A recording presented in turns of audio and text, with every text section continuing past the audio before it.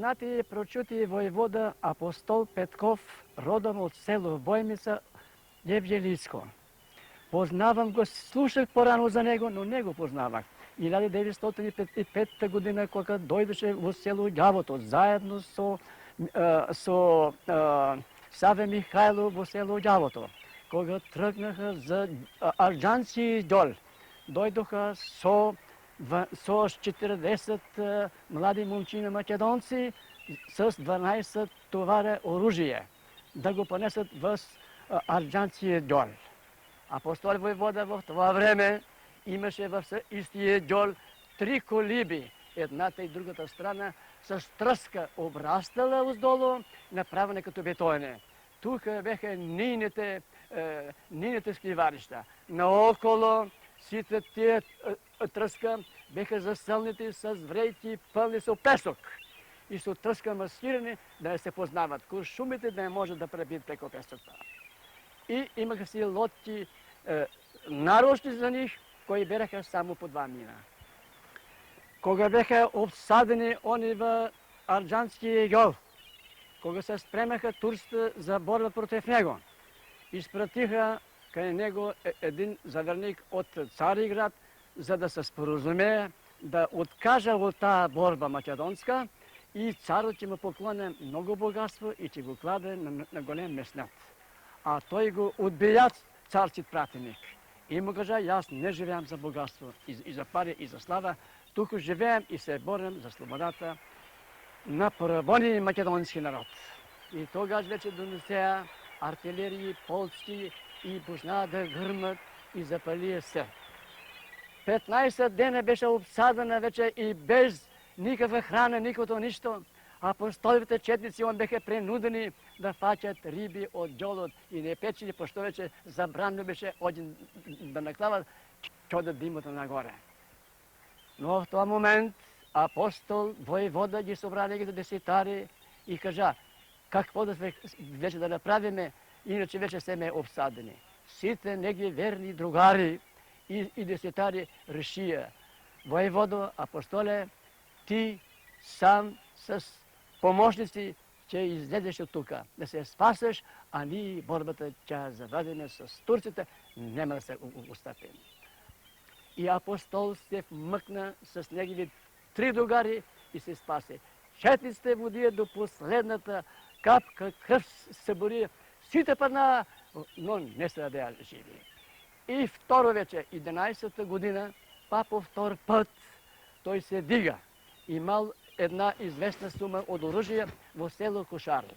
Му кладаха 3 пусии. Първата пусия беше жандармерска, турска, втората гръцка, а трета върховиска. Кога тръгна за село Кошари, другарите ритниха му кажеха, апостоле воевода, вика, немoj да идеш, стана веля сите шпиони. Не, веле, јас не се плашам, јас ќе одам. Да ги взимам тие пушки, да ги дадам на нашите момчина, македонци, да се ослободим от таа тежка тирана. Апостол не послушал, тръгна с 3 дујца мина. И кога дојде вече во Кошари, той беше 2 дена и 2 ночи. Беше јако расположен, а буржуазиската странка, гркоманската и бърголфилската ги гонеше. И точно во една вечер, кога той беше највеќе расположен, и беше в сон, и беше обсаден, и беше убиен.